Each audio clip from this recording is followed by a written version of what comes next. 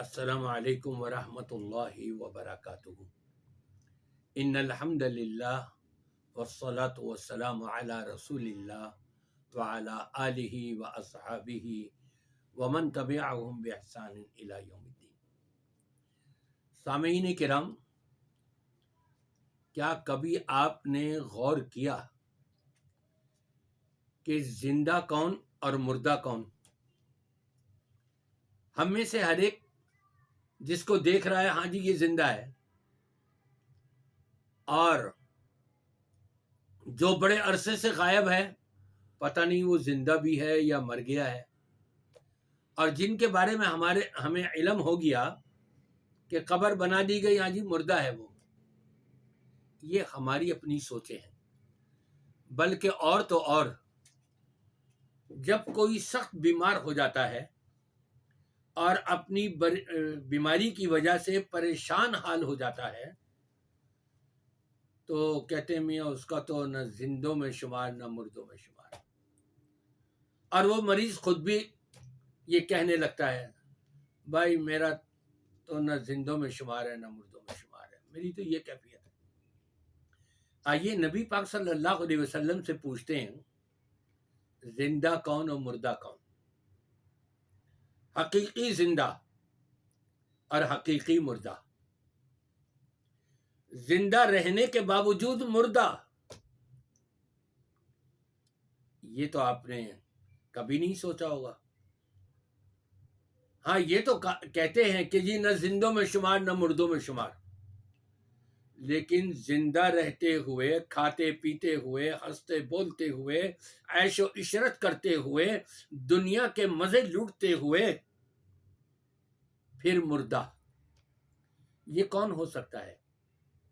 آئیے غور کرتے ہیں اس کے اوپر، اور نبی پاک صلی اللہ علیہ وسلم کا فرمان سنتے ہیں کہ آپ نے کیا بتایا کہ زندہ کون ہے اور مردہ کون ہے۔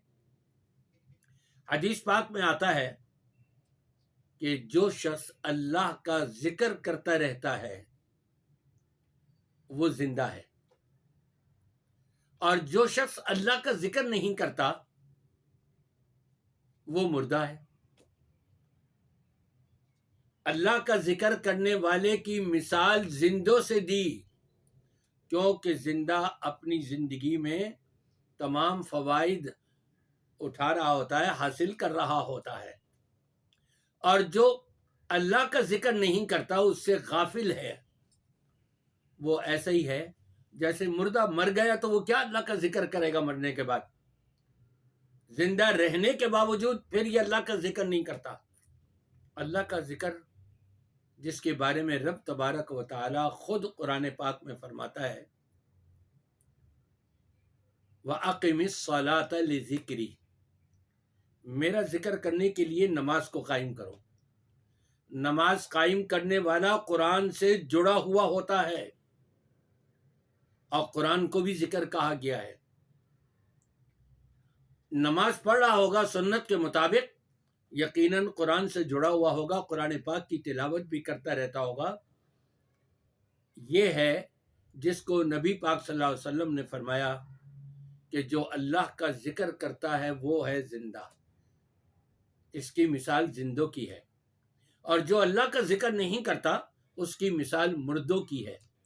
اور قرآن پاک میں رب تبارک و تعالی نے مزید ارشاد فرمایا، وَمَنْ أَعْرَضَ عَنْ ذِكْرِي، جس شخص نے میرے ذکر سے روگردانی کری، دنیا بھر کے سارے کام انجام دے لے گا، لیکن اگر اس کو اللہ کا ذکر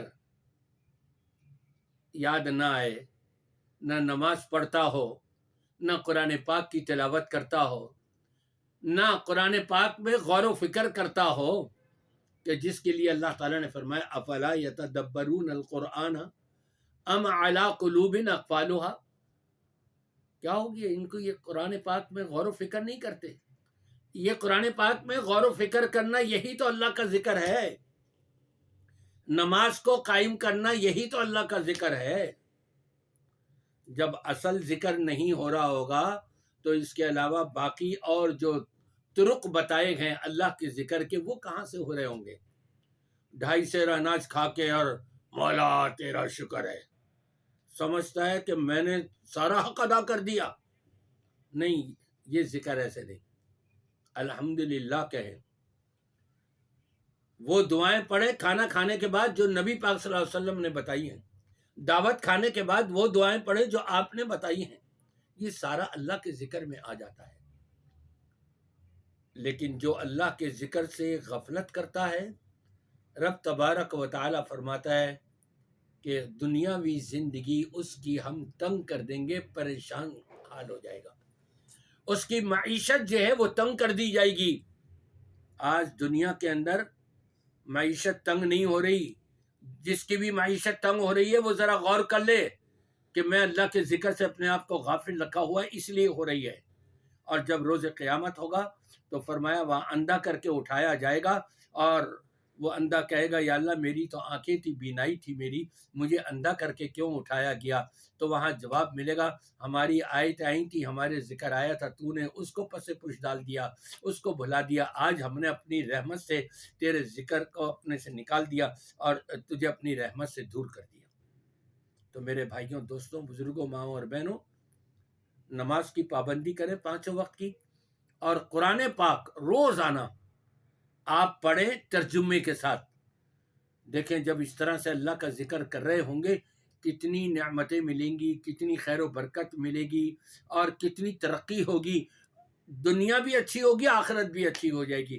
اللہ تبارک و تعالی ہم سب کو صحیح معنوں میں نماز قائم کرنے اور اپنا کلام پاک کو پڑھنے، سنانے اور توجہ کرنے، غور و فکر کرنے کی اور اس کے مطابق عمل کرنے کی توفیق عطا فرمائے.